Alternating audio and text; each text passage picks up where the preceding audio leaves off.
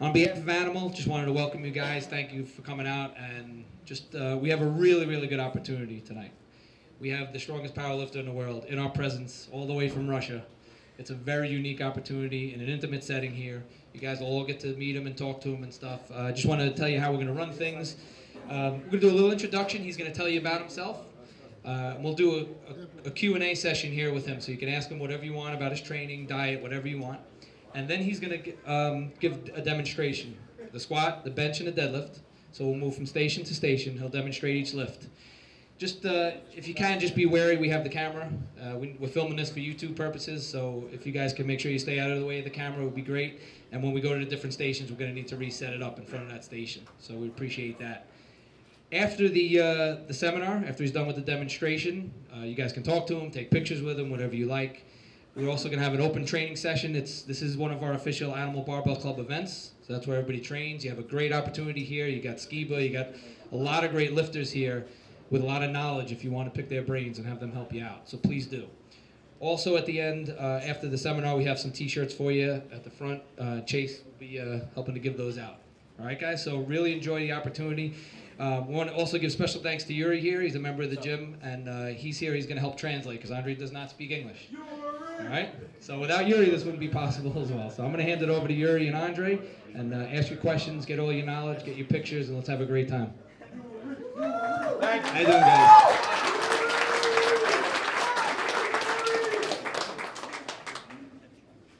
Okay, so I would like to Andrew to represent himself, and maybe he's gonna tell us a little bit about himself. Я из Москвы приехал.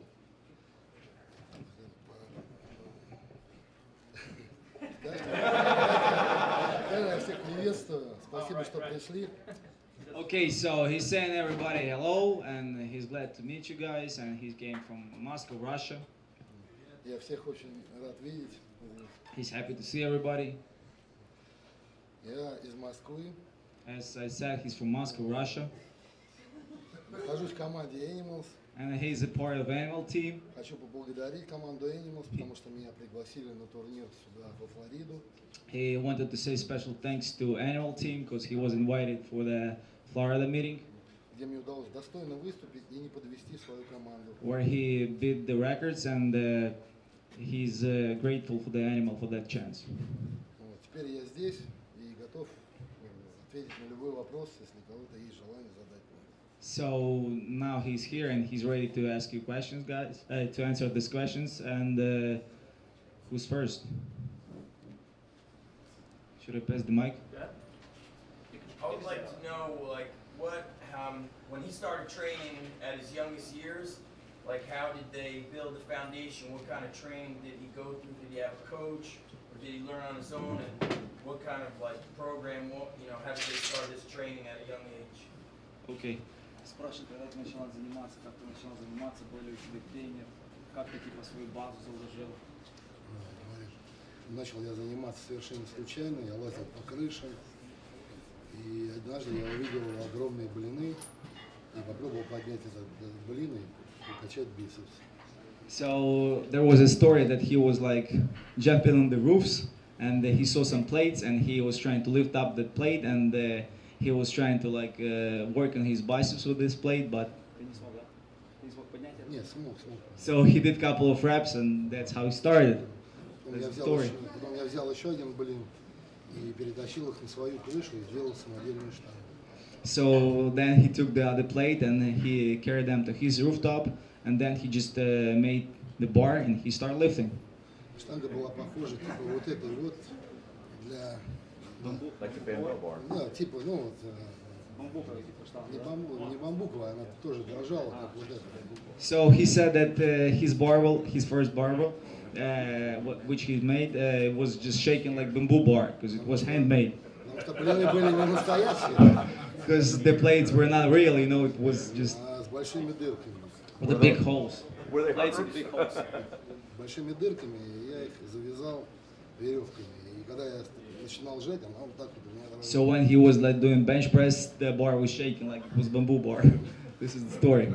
Да, начинал я у себя на чердаке в доме заниматься. So as he said, he started lifting on his rooftop. Да, и я все время гремел, и меня Люди, которые жили внизу, выгнали, блядь.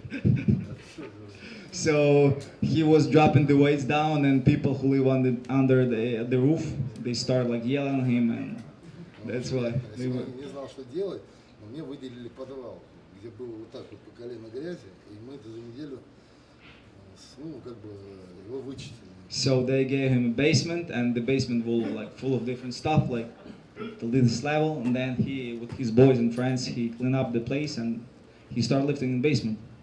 Рядом была стройка, и мне пришлось украсть 2 ведра краски, чтобы покрасить свой подвал в примерно такой же цвет. Можно говорить. Okay, so there was a construction site, and he's supposed to steal the paint to paint the wall in the basement, just to make his basement look nice and clean. Краска такая была тяжелая и воняла полгода в подвале. The paint was really heavy, and it was probably oil paint, and it was stinking like for the 6 months at least. Но мы все равно занимались. But they still were lifting. Потом мы сделали деревянный тренажер, разгибание ног. Then they did the wood machine for the legs extensions. Like it was made from the wood. Ну, это был еще там практически Советский Союз, и не было никаких программ для тренировок, как можно накачать мышцы. It was like back in the USSR, and there was no such like working out routine, so there was no system like how to work out, so nobody knew what to do. Но потом мы нашли такие плакаты, где там Лихейни, Рич Гаспари, Том Плас показывали свои тренировки, и мы по них тренировали. So then somebody showed up the posters with the old bodybuilders like Lee Hanley, Rich Gaspari, and then they started to lift like those guys. Потом я понял, что уже мне не хватает этого зала, я стал искать что-то новое и попал в хорошую секцию, где занимались в тяжелой атлетике была секция, где занимались олимпийские чемпионы, и там я познакомился с первым своим тренером. So one day he woke up and he realized that it's not enough of iron in his basement gym. So he was looking for other gyms, and he found the gym where like Soviet weightlifters were working out, and like Olympic champions. And then he met his first coach. Андрей Чуприн. His name was Andrey Chuprin. Вот. И, в общем-то, он меня стал тренировать, и 6 лет я потратил, он меня вбивал такую базу очень сильную, мне приходилось много качать, всем группу мышц, 6 раз в неделю, я просто шел со страхом, что будет у меня на следующей тренировке, потому что он из меня выжимал там все, что можно.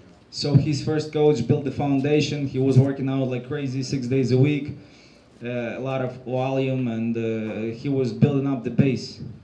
И он мне говорил, что это твоя база, потом ты будешь от нее отталкиваться и расти дальше.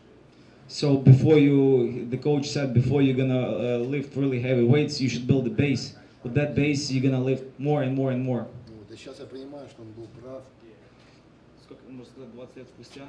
20 лет спустя. So 20 years later, he realized that the coach was right. That Вот. Я ему очень благодарен за это. he's very grateful for that. Вот. Но после этого зала я перешел в другой зал, где был тоже хороший тренер, который... Это уже мои, да, было? Нет, другой был. Ну, в Москве. А что перешел с того? Ну, он закончил, я пришел к другому тренеру, и там я начал выступать. Первый раз я поехал на чемпионат мира в 98 году. So then he switched to other gym, and he started like working out in powerlifting. He took the part of the world championship in 1998. Да, и в этом зале я уже добился таких нормальных успехов. В IPF я стал чемпионом мира, чемпионом Европы, чемпионом России 10-кратным. So in that gym he became IPF, International Powerlifting Federation champion, and he took like 10 times like Russian Federation championships, and что там дальше? Но все эти победы мне всегда доставались очень тяжело, очень тяжело. У меня не было ни одной легкой победы, потому что подготовка к каждому турниру, я тратил максимальное количество сил, потому что я не могу готовиться плохо. Я всегда стараюсь выложиться на 100%, чтобы не подводить ни команду, ни зрителей, ни себя. So he said that every meeting that he took a part, it was really hard because what he's doing to the max. He's not cheating. He's working like crazy. He's doing a lot of volume and a lot of different exercises. Сейчас я занимаюсь в другом зале, МАИ. Вот этому залу 60 лет. И там лежит олимпийский помост, который был на Олимпиаде в Москве. So now he switched to the third gym and he's working out over there like сколько лет он там? Почти 10. Almost 10 years he stayed in the gym. The gym is really old. It's also in Moscow. It's like 60 years old, and there's like the you know. So there was the weightlifting cover, like the. Skiba, how are you saying that? What are you doing deadlift? All the platforms? Yeah, the platforms. Right. Oh, So the platform is from the Olympics Games. It's really old, the platform. So the gym is 60 years old, and the platform is originally from the Olympic Games. So a lot of champions came from the gym. откуда это from Московского университета, да, или какого? Да, да, да. So this is gym from the Moscow University. So it's really old. The university is old, and the gym is also like 60 years old. Этот зал, мне скажи, тоже очень нравится. Здесь похожая атмосфера и рабочая атмосфера. And he really likes Skiba's gym because the atmosphere here is also like similar to that he have in Moscow, because over there it's really hardcore gym. Вот, в общем-то, я рассказал так. This is the story. More questions? Yeah, over here. Now, what makes the Russian athlete so good? You know, it's always been Russia versus America. Now, is it the training? Is it the exercises? Is it the diet? The Russian athlete is so damn good. And what makes him so good? Спрашивают, что делает русских атлетов такими сильными? Это диета, тренировки, это еда, что делает, почему они всегда лучше? Ну, я хочу сказать, что в Америке очень много тоже сильных спортсменов, не надо об этом забывать. Я могу перечислить и Бриджеса, и Харовских, и Эдди Коуна, и многих-многих других. Я не думаю, что здесь меньше сильных атлетов. Ну, почему так типа сказать, что русские лучше? Или просто ответить так типа, что не забывать? Я не думаю, что, как бы, не знаю, у нас просто очень была сильная система тяжелой атлетики в советское время. И многие тренера, они как раз вышли вот из этих вот школы тяжелой атлетики. Поэтому программа кардинально меняется. Вот. Но я не знаю, лучше они или нет. Каждый по себе.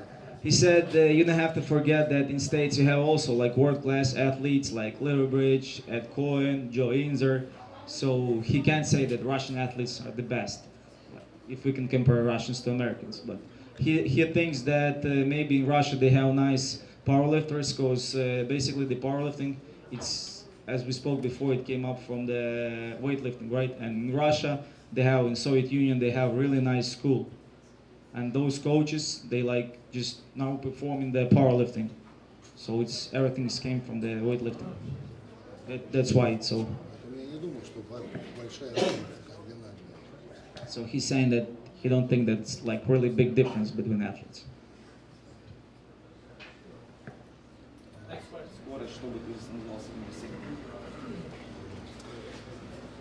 Самое сильное – это вера в собственные силы, то, что ты можешь преодолеть.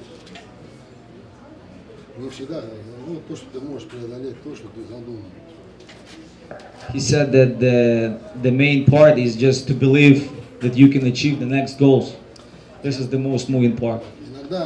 Иногда кажется, вот, какие-то результаты, о которых ты думаешь, тебе кажется, они нереальными.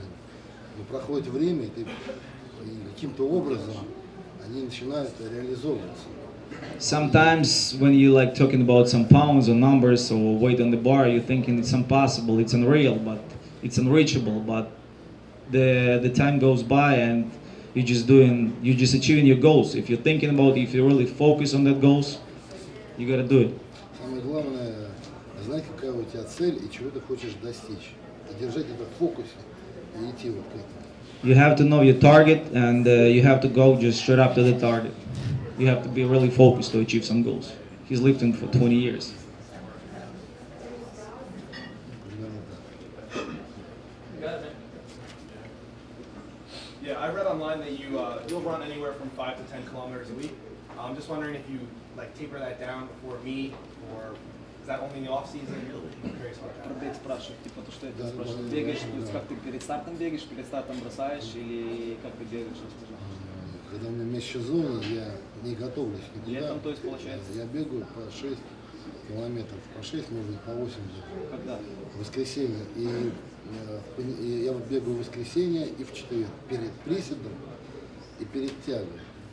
И стараюсь как бы после этого бега, на следующий день, да, в воскресенье побегал, и в понедельник я приседаю. И я стараюсь присед вывести на максимальный вес. Потому что потом, когда я бросаю приседание, Бег да, бросаешь. бросаю бег, у меня приседание как бы начинает подрастать. 6-8 километров в межсезонье, да? Да. Okay, so he said when he's on the off season, that's true that he's running between like 6 or 8 kilometers twice a week. So he's doing that like day before he's doing deadlift. So for example, let's say okay, before deadlift and before squats. So let's say he's running Sunday 6-8 kilometers, then Monday he's doing squats. So Wednesday he's doing running 6-8 kilometers, next day he's doing deadlift. But it's only one off season. When he's going to when he's preparing to some meets, he's dropping that, and eventually his legs getting stronger because they're not getting pressure from the running, and that's how he build up the strength. Скажи, я не советую это никому не делать, это чисто моя фишка. But it just his thing, he wouldn't recommend that.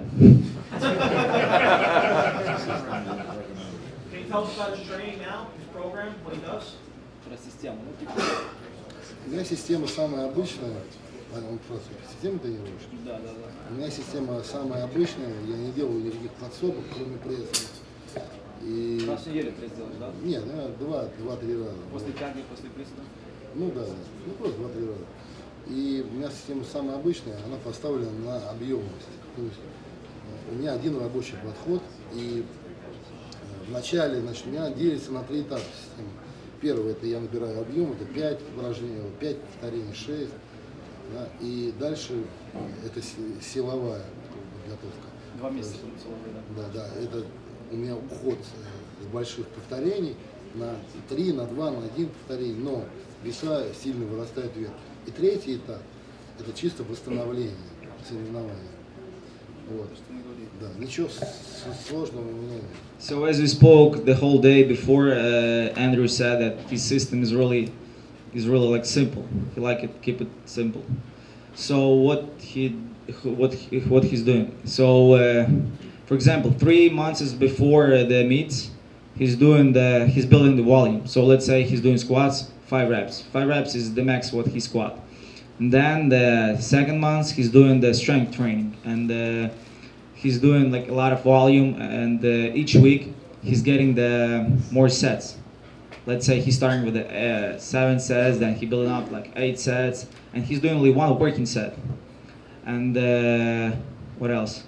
And like he's doing, let's say, 3 weeks heavy squat, and the first week he's doing like light squat to recover. Last month especially, his heavy squats is 3 weeks before the meets. His working squats, right? And right now, when he was a kid, he was doing, as we spoke, like 6 years, he was building up, like he was just bulking up, right? To get the size, to get the shape, to build up the legs, the arms. And now he's doing only 3 exercises. Monday he's doing squats and abs. Later on, and then Tuesday off, Thursday bench press, heavy bench press. Вес с большим весом. Yeah, he mentioned that he's doing abs of the dumbbell. So when you're doing crunches, you don't have to do 1,000 times. 50-70 килограмм. 50, 70, let's say 150 pound dumbbell.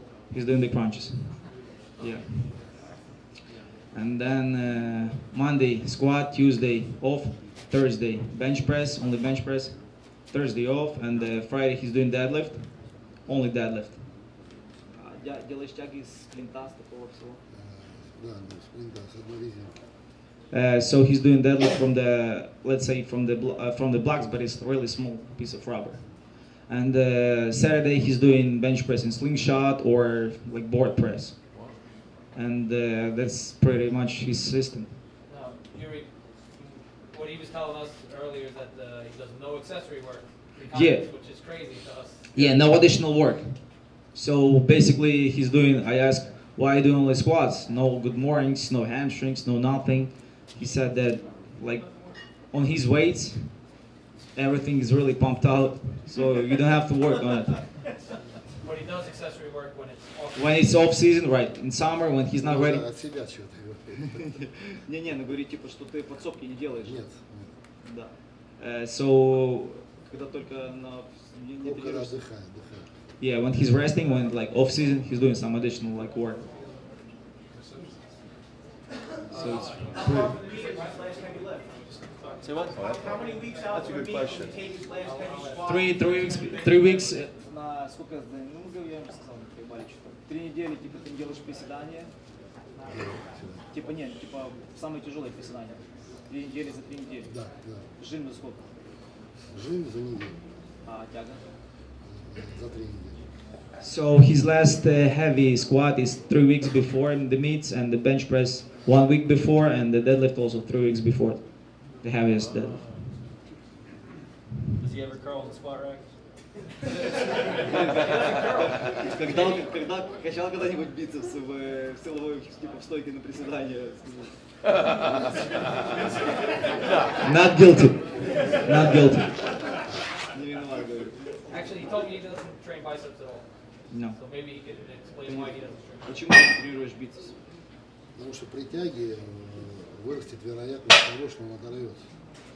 Because he said that during deadlift, there's a big chance that your biceps will pop out. Yep. I see. Поэтому если- История, что ты типа делал разводку, потом что-то грудь потянул. Да, один раз я попытался поделать разводки и понял, что... So he was doing like butterflies, like with dumbbells right to the chest before deadlift, like to warm up or just to build up. And he was doing deadlift, and he felt that the chest, like some stuff would pop out, and he said it makes no sense to work on it. I watched your list and it all looks so explosive. Like 10-14 looked like you had like 50 pounds left in the tank. Do you do anything to like explosive work, like any jumps, anything like that to be that explosive? Спрашивают у тебя такие, типа, когда ты приседал, ты типа так мощно выскакивал, что у тебя еще 50 паунов в запасе. То есть делаешь ли какую-то быструю работу, типа на скорость, прыжки какие-то или что-то такое? Ну, запас действительно был, но мне почему-то казалось, что я медленно приседаю. И стою медленно. А что по поводу работы, типа, на скорость? Так само собой получается. Мне кажется, что я очень медленно приседаю и очень медленно встаю. So he said that no speed work, but when he's squatting, he is thinking that it's really slow. Like for him, he's like feeling that it's really slow, but 10-14 was he really have some gas in the tank. So Сейчас я скажу, понимаете, дело все в том, что нельзя искусственно стараться быстро вниз присесть, потому что когда вы приседаете, у вас должна быть концентрация движения. Жесткости и движения. Вы должны контролировать вес от начала и до конца. Потому что если вы его не контролируете, траектория движения может или вперед, или назад вести. Это очень опасно. Поэтому при любом весе надо движение контролировать от начала и до конца, и держать жесткую спину. he said, we're gonna talk about that later about the squats, the technique, and he said that on every move you should be really tight.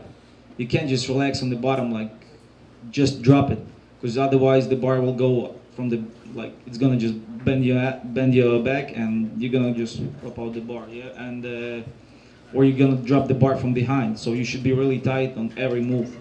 And as he said that when he's squatting, it feels really slow, so he's controlling every like millimeter of the amplitude. You talk about his diet, his meal plan, how he eats. Спрашивают, как ты хаваешь. Сказал, что ты Не, ну скажу, Москва очень большой город, и иногда получается поесть 4 раза. Бывает, что получается 2 раза поесть. Бывает вообще, что бывает, просто очень такой динамичный город, и нет такого завтрак, обед, ужин, обед. На весь день вот. You know, like Moscow's never sleep, and there is no such thing as breakfast, lunch, or supper. He eats whatever he can. Like sometimes it's 4 times a day, sometimes it's 3, sometimes it's only 1. Что с продуктов? Ну, вообще я очень люблю мясо.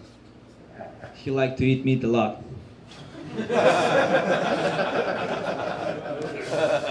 Ask him about the steaks yesterday. Стейки вчера понравились? Да, очень. He likes the steaks.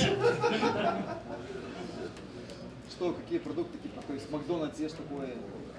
Макароны там. Ну какой-то фастфуд, Макдональдс, так же Фастфуд вообще самый вкусный. От него невозможно отказаться. He said that he likes the fast food, is the best.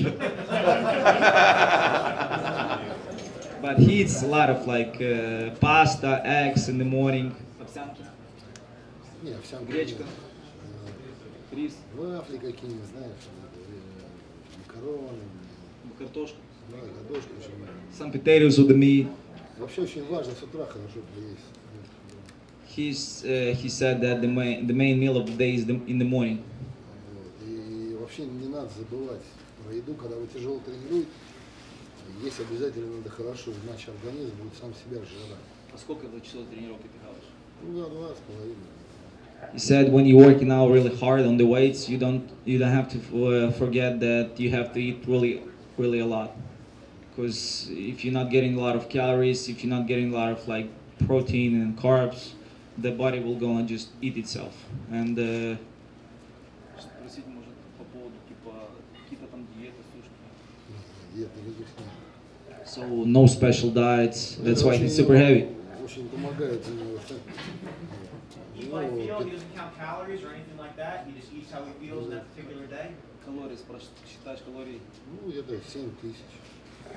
He said that he's eating around like 10,000 calories. Я не считаю. But Майкл Фелпс 12 тысяч. he said that the swimmer, the Michael Phelps, he's eating like 12,000. So he's not half of this guy. Даже наполовину тебя. А он так, блядь, плавал тогда быстро. Ну, сейчас хорошо помогают, ну, скажу, все добавки компании Animal, то есть там балансирование витаминов, протеинов, и это очень, ну, вообще вся продукция. He likes the animal stack, the animal products, the animal flags, because he's feeling that it's really working. Like last his time he was Раньше taking. не было такой возможности, а сейчас вот есть такая возможность, я реально почувствовал такую помощь.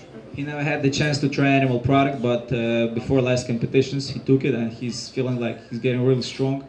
Helps a lot. Так что хочу поблагодарить всех представителей компании. So he would like to thank one more time for the whole animal team. Thanks to everybody for the chance. So his next goal is in Sydney next November, the same championship. It's like the main goal for the year. I have a question over there. Can you talk a little bit about what his mentality or his mindset is on meet day? You see some lifters like Kirk Kowalski that work themselves into a frenzy before a lift, but every video that I've seen of him, he's got like this Ed Cohen, just calmness, like this easiness going into his lifts. И когда на соревнованиях не куражишься, типа не кричишь, там не спокойно, так, типа как ты себя ведешь, что ты думаешь, когда соревнования, то есть не очкуешь. Дело все в том, что когда начинаешь кричать и куражиться, очень много энергии тратишь на это. Я такой собранный, ну, я концентрируюсь, да, концентрируюсь. А когда начинаешь кричать, куражиться, это очень много энергии уходит. Расскажи, типа, что история, типа, что в России там типа штанги относятся типа любезно, типа не бросают, Не, не выступают. вот так сказать, как я сказал. He said that he's not really like screaming and going crazy on the bar because he thinks that he's just losing the energy. He put all his energy into the bar, into the move, not on the under the bar. When he's doing really move, that's why he lifts so much. У нас один случай был, один товарищ начал кричать, потому что дошел к тяге и выдохся, не мог не вдохнуть. Что, отключился? Да, отключился, кстати. He said that the other day he was in the meets and the guy was doing deadlift. He was like trying to beat some record. He was screaming. He was like going back and forth. He was getting ready. And when it was his turn to pull, he just passed out because he was out of air.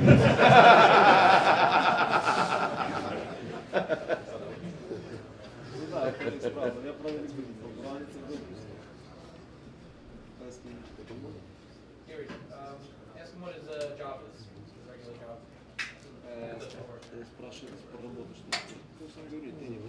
Я работаю с детьми, скажем, обучаю физкультуре, не пауэрлифтинг, а общефизическую подготовку. Дети старше или 9 до 14. Ну да. Общую, физическую подготовку. So he works with the kids 9 to 14 years old, and he's like coach. He's doing like physical training with them. That's his major. С ними сложно работать. It's difficult to work with them. Приходится самому в ребенка превращаться. So if you want to work with the kids, you should become a kid. Got a question in the back. I was wondering, like, off-season versus, like, speed prep, like, how he programs volume. Like, does he rather do more volume on the same day or spread his volume out throughout the week? Or less? Говорит, чем отличаются тренировки типа межсезонья, типа, то есть по объему, то есть сколько ты типа делаешь? В межсезонье ты делаешь в удовольствие, то, что тебе нравится. Сколько вообще межсезонья? 3 месяца только летом у тебя? 2 месяца. 2 месяца летом? Да. 2 месяца летом. 1 месяц ты ничего не делаешь, и 2 месяца ты тренируешь так, как... То есть ничего, не тренируешься вообще? Едешь куда-то отдыхать. He said that he don't have much of off season, and it's only like 2 months in the summer. So first month you don't do nothing, you're just chilling, vacation time, and the second month you just do whatever you want. Like it's like pumping time. That's when he can do the biceps, the back, and all different exercises. But the whole year he's like doing weight training. Я вообще путешествую очень. He likes to travel a lot. Поэтому, когда есть свободное время, я куда-то еду. Whenever he has some free time, he travels. Where does he like to go on vacation? Где ты любишь путешествовать? Куда любишь ездить? Я вот был в Италии, например. He was in Italy. Я много чего где был. Сейчас мне нравится куда-то далеко ездить. He liked to go far away, like Tokyo, Sydney maybe. Sydney.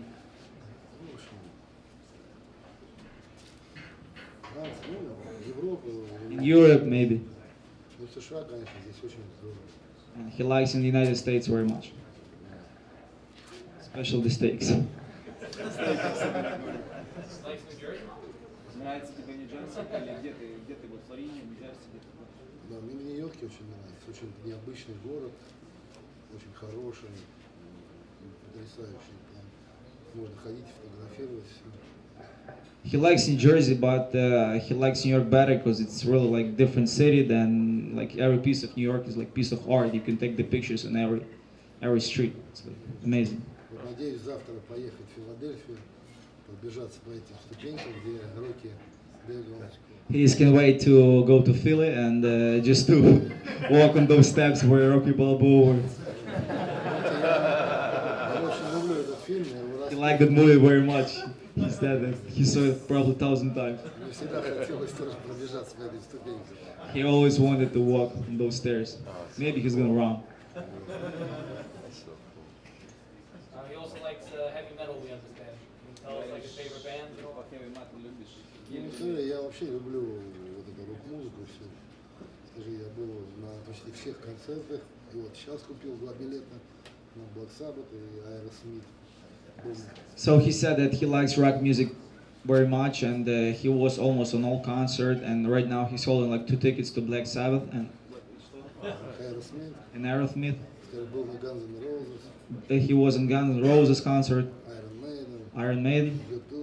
U2. Lady Gaga. That's not right. Madonna. Don't say Justin Bieber. Justin Bieber не ходил. С Джастином Бибером смешная история была. Я когда первый раз был в Нью-Йорке, иду по Таймс-скверу, везде эти фотографии были. Какие? С Джастином Бибером. Я думал, что это девочка, блядь. Я смотрю, что это за девочка. So he said that really was funny story, but when he was walking down the Times Square, he saw the pictures like every like few feet there was a picture of the.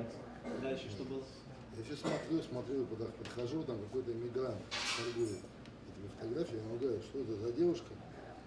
Я никогда не видел раньше. Он говорит, это, блядь, мальчик.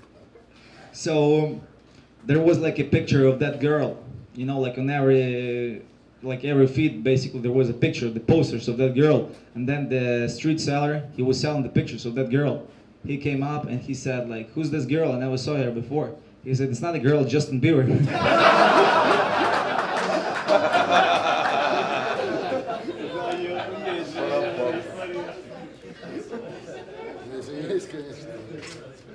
Like, no hate, but it is what it is. Apologize, but it's real story.